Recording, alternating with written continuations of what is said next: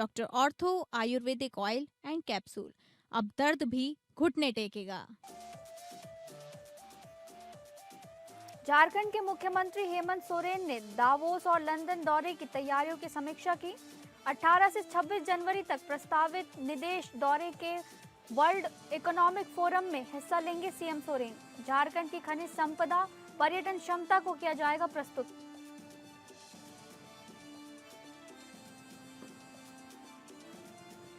शर्जील इमाम पर भड़के महाराष्ट्र के मुख्यमंत्री देवेंद्र फडणवीस। जो लोग देश तोड़ने की बात करने वालों के साथ खड़े हैं, उन्हें कुचले बिना नहीं छोड़ा जाएगा। शर्जील इमाम की सोच भारत में नहीं चलेगी। छत्तीसगढ़ के मुख्यमंत्री विष्णुदेव साय ने की जी राम जी कानून की तारीफ। कहा, जी राम जी अधिनियम गांवों की तस्वीर और तकदीर बदलेगा। मनरेगा से बेहतर, अधिक प्रभावी और पारदर्शी है जी राम जी।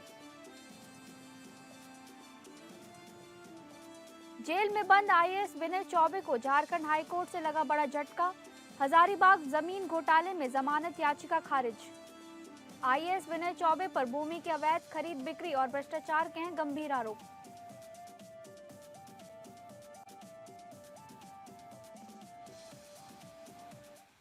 नमस्कार, आप सभी का स्वागत है स्टेट लाइव में। मैं हूं आपके साथ शालिनी राणा। शुरुआत करेंगे स्टेट लाइव की झारखंड की खबरों से। झारखंड के मुख्यमंत्री हेमंत सोरेन ने आगामी 18 से 26 जनवरी 2026 तक के प्रस्तावित दावोस एवं यूनाइटेड किंगडम लंदन दौरे की तैयारियों की समीक्षा को लेकर राजधानी रांची में एक बैठक की अध्यक्षता की। इस दौरान उन्होंने कहा कि वर्ल्ड इकोनॉमिक फोरम में झारखंड की खनिज संपदा, औद्योगिक ढांचा, पर्यटन क्षमता और निवेश संभावनाओं को वैश्विक मंच पर प्रभावी ढंग से प्रस्तुत किया जाएगा। तो वही मुख्यमंत्री ने निर्देश दिया कि सभी तैयारियां सुव्यवस्थित हों और ये अंतर्राष्ट्रीय दौरा राज्य में निवेश, औद्योगिक विकास और रोजगार सृजन की दिशा में मील का पत्थर बने। इस संबंध में हेमंत सोरेन ने सोशल मीडिया हैंडल फेसबुक पर भी एक पोस्ट जारी करते हुए लिखा कि उनके नेतृत्व में झारखंड का 11 सदस्यीय प्रतिनिधि मंडल पहली बार वर्ल्ड इकोनॉमिक्स फोरम के वैश्विक मंच पर राज्य की उद्योगिता क्षमता, सतत विकास दृष्टि, पर्यटन और निवेश अवसरों को प्रस्तुत करेगा। साथ ही उन्होंने लिखा, निवेश, उद्योग और रोजगार सृजन झारखंड को एक प्रमुख निवेश गंतव्य बनाने के लिए राज्य सरकार प्रतिबद्ध है। इस बैठक के दौरान मुख्यमंत्री के साथ कैबिनेट मंत्री सुदिव्य कुमार सोनू, विधायक कल्पना सोरेन, मुख्य सचिव अविनाश कुमार, वंदना डाडेल और कई आला अधिकारी भी उपस्थित नजर आए।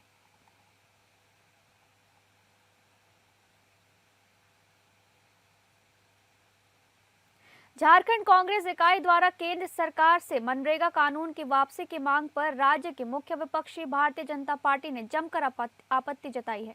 साथ ही पार्टी ने कांग्रेस पर कई आरोप लगाते हुए जी राम जी कानून का जमकर गुणगान किया। इसी कड़ी में कल रांची स्थित पार्टी कार्यालय में एक प्रेस वार्ता को संबोधित करते हुए नेता प्रतिपक्ष और भाजपा प्रदेश अध्यक्ष बाबूलाल मरांडी ने दावा किया कि नया कानून गरीबों को रोजगार देने के साथ साथ पूरा सम्मान देने की गारंटी देता है। उन्होंने कहा कि नई योजना में हर ग्रामीण परिवार को हर साल अब 100 दिन की जगह 125 दिन के रोजगार की गारंटी मिलेगी। साथ ही काम नहीं मिलने की स्थिति में बेरोजगारी भत्ता का प्रावधान है। लेकिन कांग्रेस को गरीबों की भलाई वाली योजना पसंद नहीं है। कांग्रेस को लूट, भ्रष्टाचार की आदत लगी हुई है, इसीलिए वैसी योजनाएं जिसमें लूट और भ्रष्टाचार को बढ़ावा मिलता है वही कांग्रेस को पसंद है। अभी केंद्र सरकार ने विकसित भारत रोजगार एवं आजीविका मिशन ग्रामीण गारंटी अधिनियम 2025 पारित हुआ है और इसके पीछे का मूल उद्देश्य आप सबको ध्यान में है ही विषय कि केंद्र की जो एनडीए सरकार है आदरणीय नरेंद्र मोदी जी के नेतृत्व में चल रही है, तो गांधी के सपनों का भारत हमें बनाना है।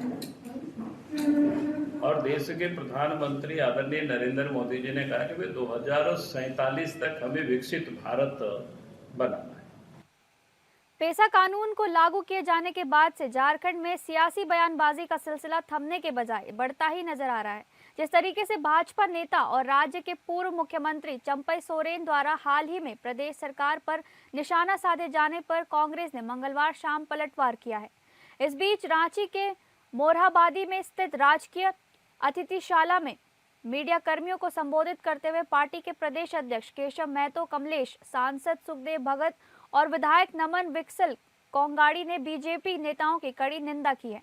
मौके पर सांसद सुखदेव भगत ने कहा है कि भाजपा की राजनीति नाच न जाने तो आंगन टेढ़ा जैसी है, जो बिना पैसा को ठीक से पढ़े और समझे धार्मिक और भ्रामक बातें फैलाकर आदिवासी समाज को आपस में लड़वाना चाहते हैं।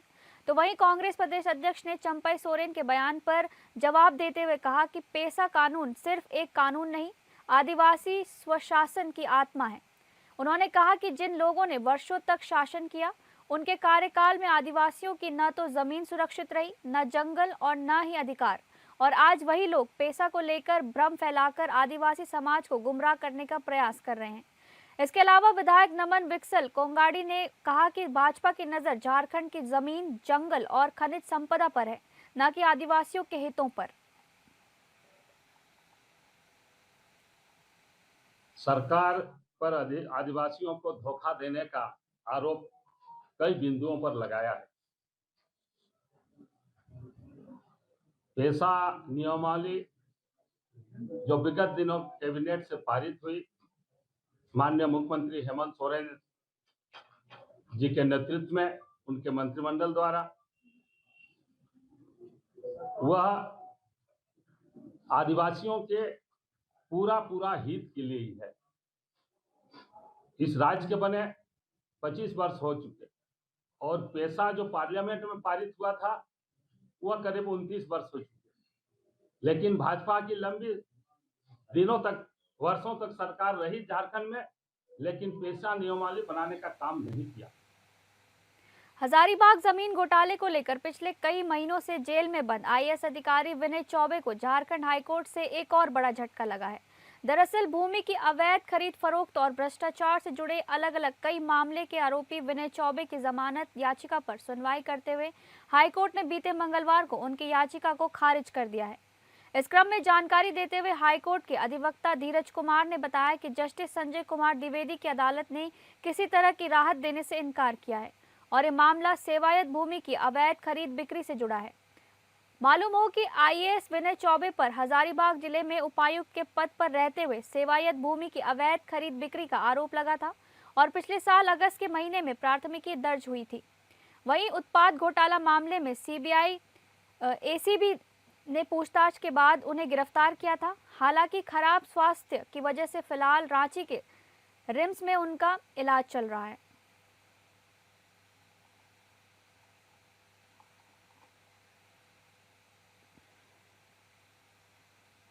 रांची से सीबीआई की एक विशेष टीम बीते मंगलवार की शाम साहिबगंज जिले में अवैध खनन की जांच के लिए पहुंची थी, जहां जांच टीम में सीबीआई के 6 अधिकारी शामिल हुए। जानकारी के अनुसार वो अगले 3 से 4 दिनों तक साहिबगंज में रहकर अवैध खनन से जुड़े मामलों की गहन जांच करेंगे। टीम सूत्रों का ये भी कहना है कि इस दौरान अवैध रूप से निकाले गए खनिजों का मूल्यांकन भी किया जाएगा। वहीं आधिकारिक सूचना के अनुसार सीबीआई टीम ने मंगलवार को छोटू यादव और पवित्र यादव के क्रशर साइट का दौरा किया और मौके की स्थिति का जायजा लिया। मालूम हो कि झारखंड उच्च न्यायालय के आदेश के आलोक में चल रही जांच के दौरान सीबीआई ने अब तक करीब 100 करोड़ रुपए के अवैध खनन की पुष्टि की है। इस मामले से जुड़ी अब तक की जांच में ये सामने आया है कि नींबू पहाड़ क्षेत्र में 3 लोगों द्वारा अवैध खनन किया गया। सीबीआई ने ये जांच विजय हासदा की ओर से दर्ज कराई गई प्राथमिकी के आधार पर शुरू की थी, मगर जांच के दौरान मिले साक्ष्यों के आधार पर इसका दायरा लगातार बढ़ाया गया है। इसके अलावा सीबीआई ने जांच के दायरे में केवल अवैध खनन करने वालों को ही नहीं, बल्कि उन्हें प्रशासनिक और राजनीतिक संरक्षण देने वालों को भी शामिल किया है। इसके अलावा जांच के क्रम में सीबीआई ने साहिबगंज के तत्कालीन जिला खनन पदाधिकारी यानी डीएमओ के ठिकानों पर छापेमारी कर 2 करोड़ रुपए से अधिक की संपत्ति जब्त की है। बता दें कि राज्य सरकार ने उच्च न्यायालय द्वारा दिए गए सीबीआई जांच के आदेश को उच्चतम न्यायालय में चुनौती दी थी। इस संबंध में साल 2024 में उच्चतम न्यायालय ने सरकार की याचिका पर सुनवाई के बाद अवैध खनन मामले में आरोप पत्र दायर करने पर रोक लगा दी थी। हालांकि सीबीआई को जांच जारी रखने की अनुमति दी गई थी, जिसके बाद वर्ष 2025 में सीबीआई ने उच्चतम न्यायालय में याचिका दायर कर आरोप पत्र पर लगी रोक हटाने का अनुरोध किया, जिस पर अदालत ने सीबीआई की याचिका पर सुनवाई के बाद आरोप पत्र दायर करने पर लगी रोक हटा ली और टेन से सीबीआई ने अवैध खनन मामले में अपनी कार्रवाई की रफ्तार तेज कर दी है।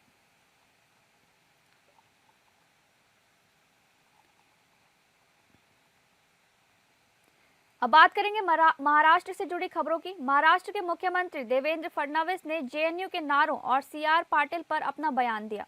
शर्जील इमाम पर उन्होंने कहा कि जो लोग देश तोड़ने की बात करने वालों के साथ खड़े हैं उन्हें कुचले बिना नहीं छोड़ा जाएगा। ये सोच भारत में नहीं चलेगी। वहीं सीआर पाटिल पर मुख्यमंत्री देवेंद्र फडणवीस ने कहा कि मुझे नहीं पता कि सीआर पाटिल ने क्या कहा। छत्रपति शिवाजी महाराज किसी एक कम्युनिटी के नहीं है। महापुरुषों की कोई कम्युनिटी, जाति या धर्म नहीं होता। महापुरुष पूरे देश के होते हैं।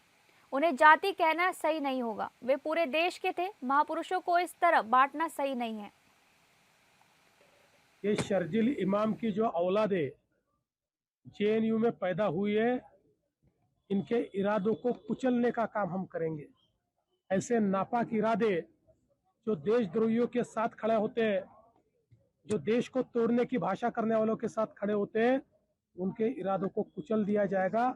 ऐसे इरादे नहीं चलेंगे। सीआर पाटिल जी ने क्या कहा ये मुझे पता नहीं है, लेकिन छत्रपति शिवाजी महाराज किसी एक समाज के नहीं थे। महापुरुषों का कोई समाज नहीं होता, उनकी कोई जाति नहीं होती। महापुरुष जो होते हैं ये पूरे देश के होते हैं। इसलिए मुझे ऐसा लगता है कि उनको इस जाति का या उस जाति का कहना ये सही नहीं होगा। वो तो पूरे देश के थे और छत्रपति शिवाजी महाराज थे, इसलिए हम लोग हैं। शेयर मार्केट में लगाए गए पैसों को दाम दोगुना करने का झांसा देकर ग्राहकों से कुल 2,39,46,658 रुपए की ठगी करने वाले एक निजी कंपनी के मालिक को पालघर पुलिस ने गिरफ्तार कर लिया है। Rich To Money Private Limited company के मालिक रोशन चंदन लाल जैन को पालघर पुलिस ने हिरासत में लिया है।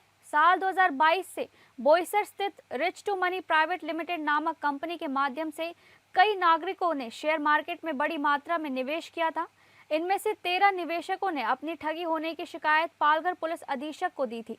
शिकायत के बाद बोईसर पुलिस थाने में मामला दर्ज किया गया। इस दौरान आरोपी को जब न्यायालय में पेश किया जा रहा था तब उसने मौके पर मौजूद पत्रकारों और पुलिसकर्मियों की ओर अश्लील इशारे करते हुए उद्दंडता दिखाई थी।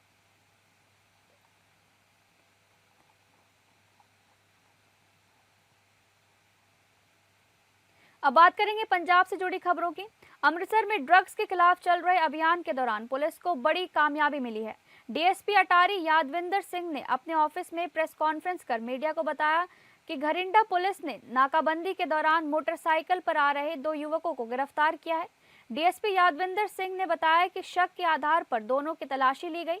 इस दौरान उनके पास से हेरोइन के 3 पैकेट बरामद हुए। जब हेरोइन का वजन किया गया तो वह कुल 3 किलोग्राम निकली। शुरुआती जांच में पता चला है कि बरामद हेरोइन पाकिस्तान बेस की है। उन्होंने बताया कि आरोपी पाकिस्तान में बैठे एक तस्कर के संपर्क में थे और उसके कहने पर वे नशीले पदार्थ सप्लाई करते थे। पुलिस जांच में यह भी पता चला कि हेरोइन को ड्रोन के जरिए भारत भेजने का प्लान था। डीएसपी अटारी ने बताया कि दोनों आरोपियों की उम्र 18 से 19 साल के बीच है।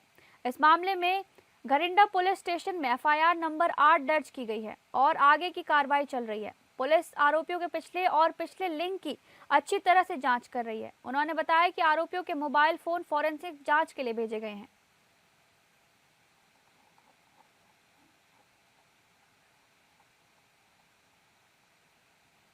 कल जंडियाला गुरु विधानसभा क्षेत्र के दर्शनी बाजार में सोनू ज्वेलर की दुकान पर हुई फायरिंग की घटना के बाद इलाके में डर और दहशत का माहौल है। इस घटना के दूसरे दिन भी दुकानदार ने अपनी दुकान नहीं खोली। दुकान के बाहर खड़े होकर दुकानदारों और व्यापारियों ने सरकार और पुलिस प्रशासन के खिलाफ प्रदर्शन किया और सुरक्षा की मांग की। दुकानदारों का कहना है कि भीड़भाड़ वाले इलाके में इस तरह की फायरिंग से न सिर्फ उनकी जान को खतरा है बल्कि पूरे कमर्शियल इलाके में डर का माहौल बन गया है। फायरिंग के समय दुकान के अंदर महिलाएं और ग्राहक भी मौजूद थे। भगवान की कृपा से कोई जान का नुकसान नहीं हुआ, लेकिन इस घटना ने व्यापारियों को हिलाकर रख दिया है। इस बारे में सीसीटीवी वीडियो भी सामने आया है, जिसके आधार पर पुलिस जांच कर रही है। घटना की गंभीरता को देखते हुए जंडियाला गुरु से कैबिनेट मंत्री हरभजन सिंह ईटीओ और एसएसपी रूरल सुहेल मीर मौके पर पहुंचे। उन्होंने दुकानदार से बात की और उसे भरोसा दिलाया कि पुलिस पूरी सुरक्षा देगी और दोषियों को जल्द ही गिरफ्तार कर लिया जाएगा। मंत्री ने कहा कि जंडियाला गुरु उनके लिए परिवार जैसा है और यहाँ के व्यापारियों की सुरक्षा सरकार की पहली जिम्मेदारी है। उन्होंने कहा कि पीसीआर गाड़ियां और पुलिस कर्मचारी बढ़ाए जा रहे हैं। इस मौके पर बीजेपी नेता और पंजाब स्वर्णकार संघ के प्रेसिडेंट ने भी मीडिया से बात की। उन्होंने कहा कि यह घटना कुछ शरारती तत्वों द्वारा दहशत फैलाने के इरादे से की गई है। ऐसी घटनाओं की वजह से बाहर से आने वाले कस्टमर दूसरे शहरों में जा रहे हैं, जिससे लोकल ट्रेड को काफी नुकसान हो रहा है।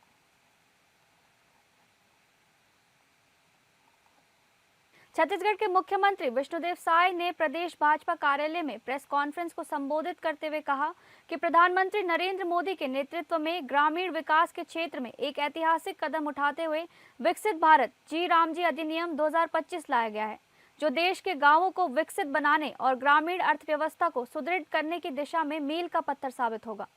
मुख्यमंत्री साय ने कहा कि यह अधिनियम किसानों, मजदूरों और गरीबों को सर्वोच्च प्राथमिकता देने की प्रधानमंत्री की प्रतिबद्धता का प्रमाण है। उन्होंने याद दिलाया कि वर्ष 2014 में प्रधानमंत्री बनने के बाद पीएम मोदी ने संसद में अपने पहले भाषण में ही स्पष्ट किया था कि उनकी सरकार गरीबों के नाम समर्पित रहेगी और उसी भावना के अनुरूप घर घर बिजली, शौचालय, आवास और जनधन खाते जैसे ऐतिहासिक योजनाएं लागू की गई। उन्होंने कहा कि विकसित भारत जी रामजी अधिनियम मनरेगा योजना का उन्नत और अधिक प्रभावी रूप है और कई मायनों में इससे बेहतर है। मनरेगा में जहां 100 दिनों का रोजगार मिलता था, वहीं अब इस अधिनियम के तहत ग्रामीण परिवारों को 125 दिनों के सुनिश्चित रोजगार की कानूनी गारंटी मिलेगी। इससे मजदूरों की आमदनी में स्वाभाविक रूप से बढ़ोतरी होगी। मुख्यमंत्री साय ने स्पष्ट किया कि मजदूरी भुगतान अब 7 दिनों के भीतर किया जाएगा। यदि निर्धारित समय सीमा से भुगतान नहीं होता है तो विलंबित भुगतान पर अतिरिक्त राशि मजदूर को दी जाएगी, जिसे मजदूर पर ब्याज की तरह माना जा सकता है। विकसित भारत जी राम जी अधिनियम लाए हैं। ये भी विकसित भारत को सिद्ध करने के लिए, विकसित गांव बनाने के लिए ये अधिनियम लाए हैं।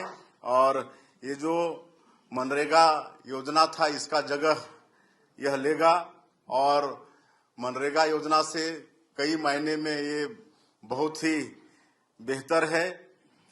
एक तो मनरेगा में 100 दिन का रोजगार उपलब्ध कराने का था, जिसको इसमें बढ़ाकर 125 दिन किया जा रहा है। छत्तीसगढ़ के उच्च शिक्षा विभाग की प्रेस कॉन्फ्रेंस में मंत्री टंकराम वर्मा ने जानकारी देते हुए कहा कि छत्तीसगढ़ ने उच्च शिक्षा में ऐतिहासिक प्रगति की है। छत्तीसगढ़ उच्च शिक्षा विभाग का बजट 50% बढ़ा है।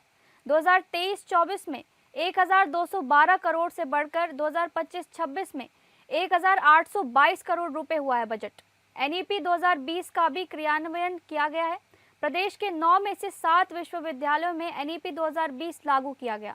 42 skill course, 108 generic elective course शुरू, 366 सहायक प्राध्यापक पदोन्नत, 595 प्राध्यापकों की सीधी भर्ती प्रक्रिया शुरू, 625 सहायक प्राध्यापक, 50 ग्रंथपाल, 25 क्रीडाधिकारी की भर्ती जारी है। एनएसी में छत्तीसगढ़ की मजबूत मौजूदगी है। 200 शासकीय कॉलेज और 5 विश्वविद्यालयों का नैक मूल्यांकन, A+ और A ग्रेड पाने वाले संस्थानों की संख्या में वृद्धि हुई है। छत्तीसगढ़ में उच्च शिक्षा का भविष्य रोड मैप तैयार किया गया है। GER 27.5% से 50% करने का लक्ष्य। 2035 तक सकल नामांकन अनुपात बढ़ाने पर फोकस है।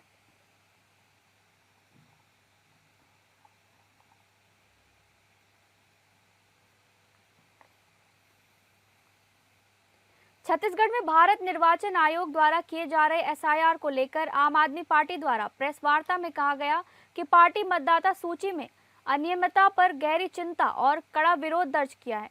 प्रदेश उपाध्यक्ष घनश्याम चंद्राकर ने कहा कि मतदाता सूची की शुद्धता के नाम पर चल रही ये प्रक्रिया जमीनी स्तर पर भारी गड़बड़ियों, अव्यवस्था और गंभीर लोकतांत्रिक उल्लंघनों से ग्रस्त है। आम आदमी पार्टी का स्पष्ट आरोप है कि SIR के दौरान हजारों पात्र, जीवित और स्थायी नागरिकों के नाम बिना कारण, बिना सूचना और बिना सुनवाई के मतदाता सूची से हटाए गए हैं, जो सीधे सीधे नागरिकों के संवैधानिक मताधिकार पर हमला है। छत्तीसगढ़ में राज्य के 27,34,000 से अधिक मतदाताओं के नाम हटाए जाने पर आम आदमी पार्टी ने कड़ा ऐतराज जताया है।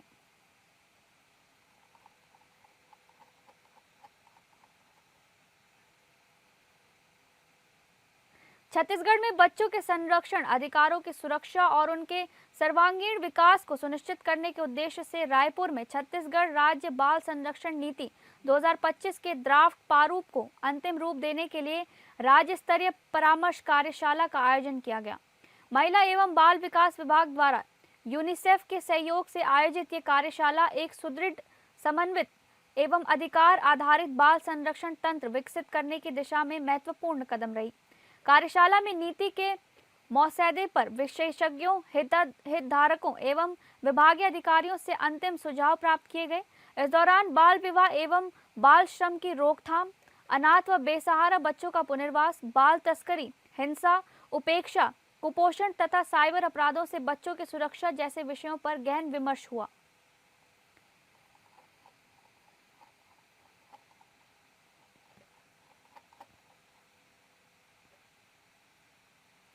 ऑपरेशन निश्चय के तहत राजधानी पुलिस ने एक बड़ी कार्यवाही करते हुए प्रतिबंधित दवाइयों के कारोबार से जुड़े 5 लोगों को गिरफ्तार किया है।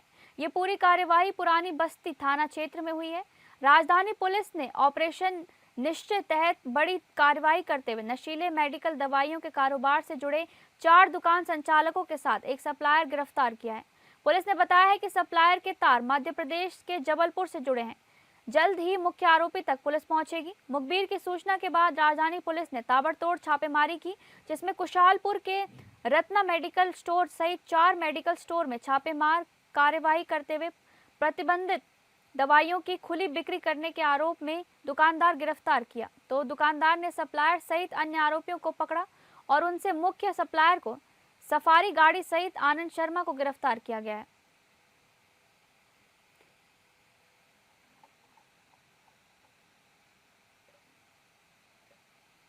फिलहाल स्टेट लाइव में बस इतना ही। नमस्कार।